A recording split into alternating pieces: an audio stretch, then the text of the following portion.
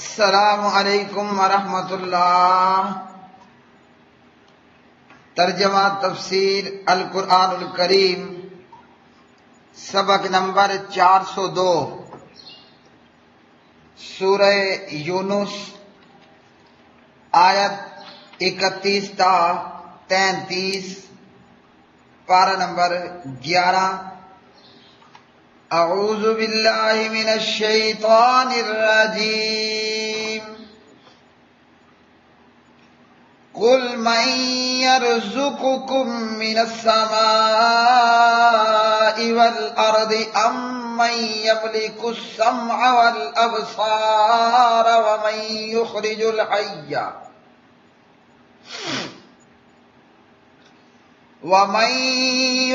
الحي من الميت ويخرج الميت من الحي ومن يدبر الأمر فسيقولون الله فقل أفلا تتقون فذلكم الله ربكم الحق فماذا بعد الحق إلا الضلال فأنى تصرفون كذلك حقت كلمة ربك على الذين فسقوا أنهم لا يؤمنون۔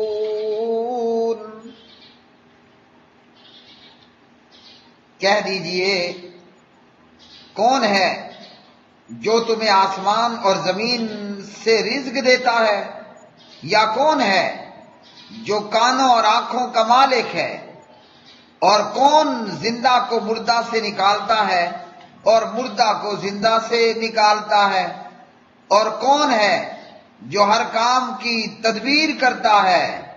تو ضرور کہیں گے اللہ۔ تو کہہ دیجئے، پھر کیا تم ڈرتے نہیں؟ سو وہ اللہ تعالیٰ ہی تمہارا سچا رب ہے، پھر حق کے بعد گمراہی کے سوا کیا ہے؟ پھر کہاں پھیرے جاتے ہو؟ اسی طرح تیرے رب کی بات ان لوگوں پر سچی ہو گئی جنہوں نے نافرمانی کی کہ بے شک وہ ایمان نہیں لائیں گے۔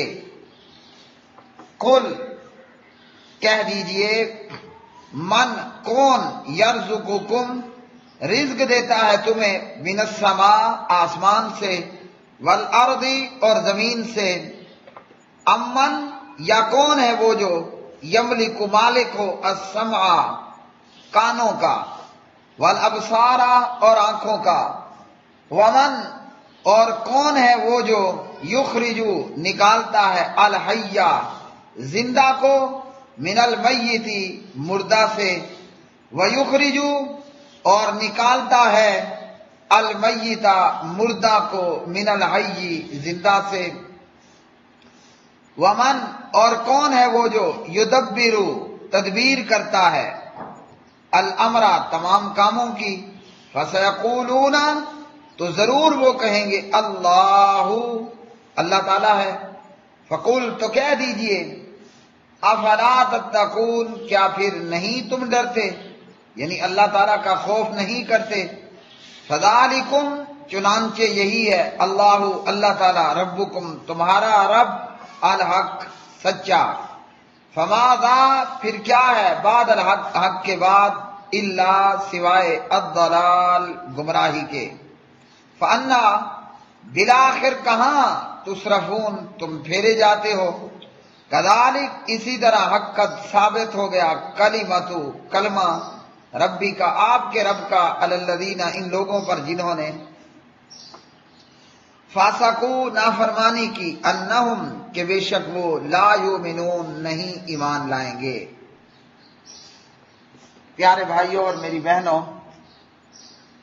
سورہ یونس کی یہ آیات بینات اللہ سبحانہ و تعالی پیچھے کی آیات میں کافروں، مشرکوں کی کمکلیوں، حماقتوں، بے وقوفیوں کا تذکرہ کرتے ہیں، اور یہ بیان کیا کہ ان کا انجام برا ہوگا۔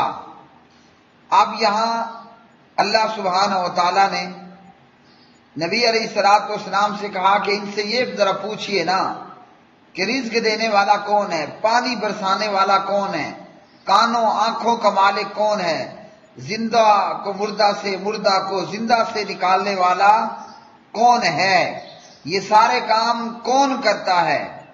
تو وہ ضرور اس پر جواب دیں گے کہ یہ سارے کام کرنے والی صرف اللہ وحدہ لا شریک کی ذات ہے۔ اب پرندہ جاندار ہوتا ہے مگر انڈا مردہ پیدا ہوتا ہے، انڈا مردہ ہوتا ہے اور اس میں سے چوں چوں کرتا ہوا چوزا وہ زندہ پیدا ہو جاتا ہے۔ تو یہ سارے کام کرنے والا اور کائنات کی پوری کائنات کو چلانے والا وہ صرف اللہ وحدہ لا شریک ہے۔ تو اس پر مشرک بھی یہ مانیں گے کہ یہ کام تو اللہ ہی کرتا ہے۔ تو کہا گیا کہ پھر تمہیں اللہ کا خوف نہیں، اللہ کا ڈر نہیں اختیار کرتے ہو کہ اللہ کے ساتھ شرک کر کے، کفر کر کے اللہ وحدہ لا شریک کے ساتھ دشمنی کا ارتکاب کر سکتے ہو۔ اس سے یہ معلوم ہوا کہ اس وقت کے کافر اور مشرک بھی اس بات کے قائل تھے کہ اللہ کے برابر کوئی نہیں اور اللہ کا کوئی مقابلہ نہیں کر سکتا، لیکن وہ اپنے بزرگوں، بتوں، مورتیوں کو اور بزرگوں کی مورتیاں بنا کر دراصل ان بزرگوں کو، وہ چاہے ود سوا نامی بزرگ ہوں یا دیگر ہوں، ان بزرگوں کو اللہ کی جناب میں وسیلہ بنا کر پیش کرتے، وکیل بنا کر پیش کرتے۔ تو اس سے وہ کافر اور مشرک ہو گئے کہ بھئی اللہ ہماری سنتا نہیں، ان کی موڑتا نہیں، ہماری ان کے آگے، ان کی اللہ کے آگے، اور یہ زور زبردستی اللہ سے بات منوا لینے کی طاقت رکھتے ہیں کہ اللہ ان کے سامنے مجبور ہے، لاچار ہے ان کی محبت میں۔ تو یہ ایسا مردوں کو یا مورتیوں کو یا بتوں کو وسیلہ بنا کر اس طرح کرنا، یہ ان اعمال سے وہ کافر بھی ہوئے اور مشرک بھی ہوئے۔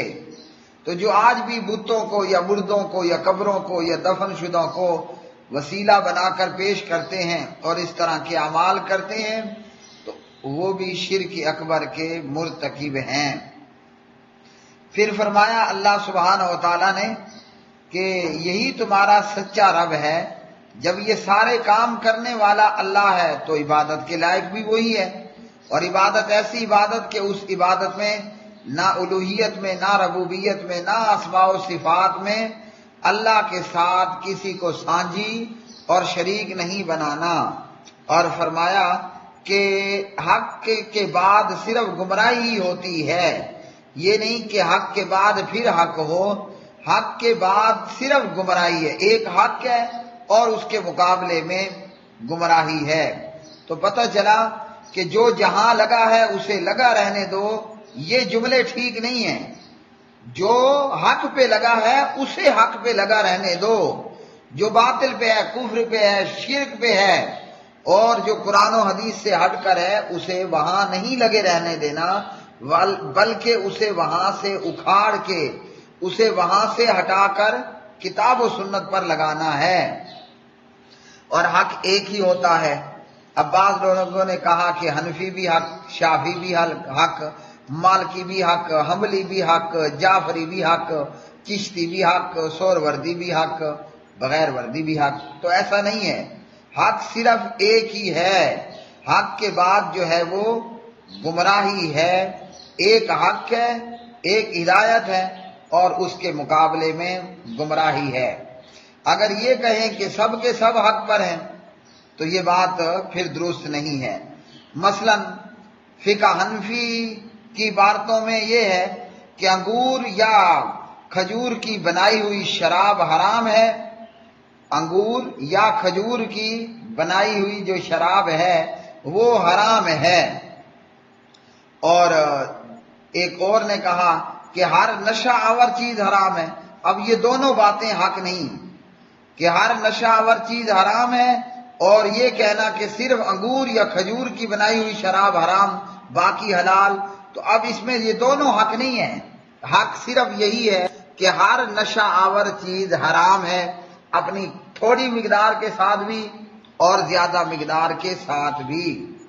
اچھا جی، اسی طرح ایک نے کہا کہ زنا حرام ہے، وہ چاہے رضامندی سے ہو یا زبردستی ہو، وہ مفت میں ہو یا اجرت دے کر ہو۔ بعض نے کہا جیسے فقہ حنفی نے بتایا کہ اجرت پہ اگر کسی عورت سے زنا کرے تو اس پر حد نہیں ہے، اگر کسی عورت کو اجرت پہ لا کر زنا کرے تو اس پر حد نہیں۔ اب یہ دونوں باتیں حق نہیں ہیں، حق اتنا ہی ہے کہ زنا حرام ہے، وہ رضامندی سے ہو یا زبردستی ہو، زنا پیسے دے کر ہو یا مفت میں ہو، زنا زنا ہے اور وہ حرام ہے۔ اور اس پر شریعت نے ہمیں بتا دیا کہ شادی شدہ ہیں تو سنسار کر دو، پتھر مار مار کے ہلاک کر دو، غیر شادی شدہ ہیں تو ان کو 100 کوڑے لگائے جائیں گے۔ تو حق یہی ہے کہ زنا حرام ہے، اور یہ حق نہیں ہے کہ اجرت پر زنا کر لو تو اس پر حد نہیں ہوگی۔ اسی طرح فقہ حنفی کتاب الحدود قدوری نے کہا کہ اگر کوئی جانتا ہے کہ محرم رشتوں کے متعلق کہ یہ رشتے حرام ہیں، ماں ہے، بہن ہے، بیٹی ہے، بھتیجی ہے، اگر کسی کو یہ علم ہو کہ یہ محرمات ہیں اور باوجود علم ہونے کے وہ ان سے نکاح کر لے اور وطی کر لے، تو فقہ حنفی کے بقول قدوری کتاب الحدود فلا حد علیہ عند ابی حنیفہ۔ اور اسی طرح دوسرا یہ کہے کہ بھئی زنا حرام ہے اور محرمات سے نکاح حرام ہے اور ان سے بدفعلی کرنے پر جو ہے وہ حد ہے اور سزا قتل ہے۔ تو اب یہ دونوں باتیں حق نہیں ہیں کہ قدوری بھی حق ہو اور قرآن کی بات بھی حق ہو، حق صرف وہی ہے جو قرآن و حدیث میں ہے۔ قدوری کی یہ عبارت اور اس کا یہ مسئلہ باطل ہے کہ محرمات سے نکاح کیا، وطی کی، فلا حد علیہ عند ابی حنیفہ، یہ باطل ہے۔ حق صرف یہ ہے حرمت علیکم امہاتکم۔ اور اسی طرح اب بعض نے کہا کہ ایمان میں کمی بھی ہوتی ہے اور ایمان میں زیادتی بھی ہوتی ہے، اور فقہ حنفی نے کہا کہ جبریل کا، میکائیل کا اور ہمارا اور ابو بکر رضی اللہ تعالی عنہ کا ایمان یکساں ایکول اور برابر ہے۔ تو یہ دونوں باتیں حق نہیں ہیں، حق بات وہی ہے جو بخاری میں ہے، جو قرآن میں ہے کہ ایمان کم بھی ہوتا ہے اور ایمان زیادہ بھی ہوتا ہے، اور ایمان اور اعمال کا آپس میں چولی دامن کا ساتھ ہے، یہ دونوں لازم ملزوم ہیں۔ اور فقہ حنفی نے یا مقلدوں نے کہا کہ نہیں، جو اعمال ہیں وہ ایمان کا حصہ نہیں ہیں۔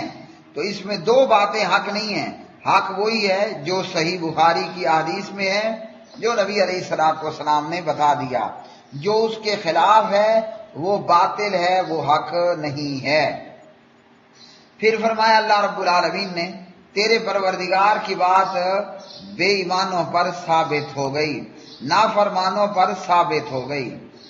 تو ثابت ہوا کہ جو لوگ نافرمان ہیں، فاسق ہیں، وہ جان بوجھ کر ضد اور سرکشی کو اختیار کرتے ہیں، جو جان بوجھ کر حق کو قبول نہیں کرتے، ایسے لوگ سرکش لوگ پھر ایمان بھی نہیں لاتے، چونکہ اللہ وحدہ لا شریک کے علم میں تھا کہ یہ لوگ سرکش، فاسق، فاجر، نافرمان ہوں گے، اس لیے ان کی قسمت میں ایمان لکھا ہی نہیں گیا۔ یہ ایمان کے قبول کرنے والے اپنی سرکشی اور ضد اور ہٹ دھرمی کی وجہ سے ایمان قبول کرنے والے ہی نہیں ہوئے۔ وآخر دعوانا ان الحمد للہ رب العالمین۔